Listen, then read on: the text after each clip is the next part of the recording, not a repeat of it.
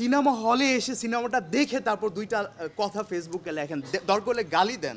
ময়না must watch movie, কারণ আসলে বেশি কথা বললে গল্প রিভিল হয়ে যায়। আসলে গল্পটা আমরা কেউ রিভিল করতে চাই না, কিন্তু আমার কেরিয়ারের জন্য ব্যতিক্রম। আমি আগেই বলেছি অ্যাজ হিরো আমার ডেবিউ হচ্ছে, সো এটা নিয়ে তো আমার মধ্যে এক্সট্রিম লেভেলের এক্সাইটমেন্ট কাজ করতেছে। মানে there is no bounds to express my joys. মানে seriously I have lost my words, আমি ভাষা খুঁজে পাচ্ছি না। ময়না আপনারা দেখবেন যে কিছু বাচ্চা মেয়েরা, টিনেজার মেয়েরা জীবনে উচ্চাবিলাসীর কারণে হোক বা প্রেমের কারণে হোক বা পরিবার থেকে আঘাত পেয়েই হোক, জীবনটা না স্ক্যাটার্ড হয়ে যায়, বিক্ষিপ্ত হয়ে যায়। ওরা আসলে বুঝতে পারে না যে কী করা উচিত, কী করা উচিত না। তারা এমন একটা বয়সের দোলাচলে দুলতে থাকে।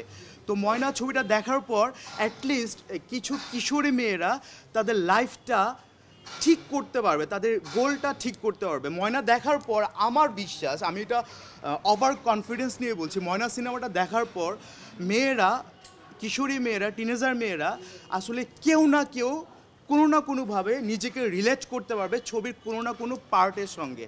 যেহেতু আপনারা অলরেডি জেনে গেছেন ছবিতে 3-4টা হিরো আছে, ময়না 3-4টা হিরোর কাছে 3-4টা আলাদা আলাদা গল্প রিপ্রেজেন্ট করেছে। একটা গল্পের সাথে আরেকটা মিলে না, আবার 4টা গল্পে কিন্তু 4 রকম ভুল ময়নার জীবনে।